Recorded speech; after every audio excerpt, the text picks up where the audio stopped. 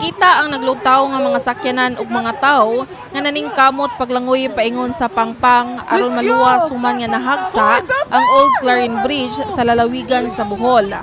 Upat ang patay ug 23 ang naluwas sa pagkahugno sa maong taytayan pasado alas 4 sa hapon, Abril 27, 2022. Nahimutang ang maong taytayan sa lungsod sa Luway, probinsya sa Bohol.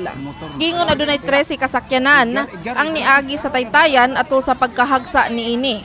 Gibutyag ni Police Captain Jeronimo Cornaco, hepe sa Luway Municipal Police Station, nga ang maong taytayan nagsilbi nga main road paingon sa dakbayan sa Tagbilaran, gikan sa mga lungsod sa Lila, Valencia ug kasigpit nga mga lungsod. Nagpadayon pagihapon ang search and retrieval operation sa Philippine Coast Guard, Philippine Navy, Maritime Police, kauban ang mga private divers gikan sa lungsod sa Panglao, ug uban pa nga mga volunteer divers sa pagpangita sa posibleng mga tao nga naa pa sa ilawom sa tubig. Gidugang pa ni Cornaco nga una nang naguba ang Clarin Bridge natong 2013 tungod sa kusog nga linog nga miigo sa lalawigan. Kaning tayo po siya na buwan na sa kung maging linog. Kanya giayo, kanya na-recommendation sa Deputy Police na pwede na. So nagian na po. Di okasyon mo pila ka buwan to. Basta mga kuha maguta na wayo yung biyahe tungod kay nagabuak ka mga kasada. So wayo mga sakyanan nga nagbiyahe.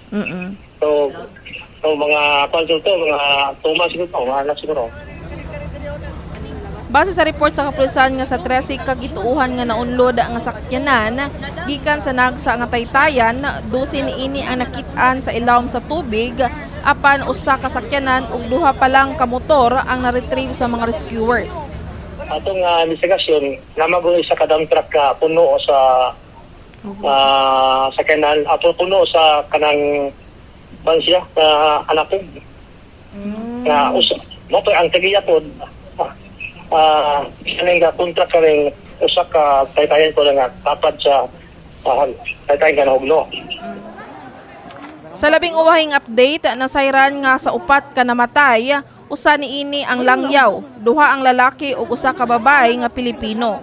Nasayran nga ang langyaw usa ka Austrian national nga namatay tungod sa mga aksidente, bag-o pang minyo ug kuyog unta sayang kapikas, alang sa ilang honeymoon sa probinsya sa Bohol. Atong investigasyon, namagoy sa kadang truck ka puno sa sakyanan, ato puno sa kanang siya anak ko. Na mo ang tagiya po kaning kontra ka ring usa ka taytayan ko nga tapad sa taytayan nga hugno. Gibutyag sab ni Cornaco nga usa sa hagit nga ilang giatubang sa nagpadayon nga search and retrieval operation mao ang kakusog sa sulog sa tubig. Samtang Singgidulman Police Station Chief Police Captain Romar Labasbas nga gikan sa Tagbilaran alang sa pagtambong sa usa ka command conference nahingangha sa iyang pagkaluwas sa maong aksidente. Wala katuo si Labasbas nga igo orang nakaagi ang iyang sakyanan sa taytayan ug nahugno kini pipila ka minuto ang milabay. Otong pan ko na murag matulala ka bitaw kay bagwara ka nig-agi gyud, maayo na lang pud kay kanang sa imong pag-agi wa jud na nakuan na hugno that time ba. Murag swertehan pud ko ba. Nagtinabangay pa hangtod karon ang mga rescue teams o volunteer divers sa pagpangita sa uban pang individual nga gituuhan nga naa pa sa ilawom sa tubig human sa pagkahagsa sa taytayan. Kini si Sherry Zami Uy, alang sa May TV Cebu.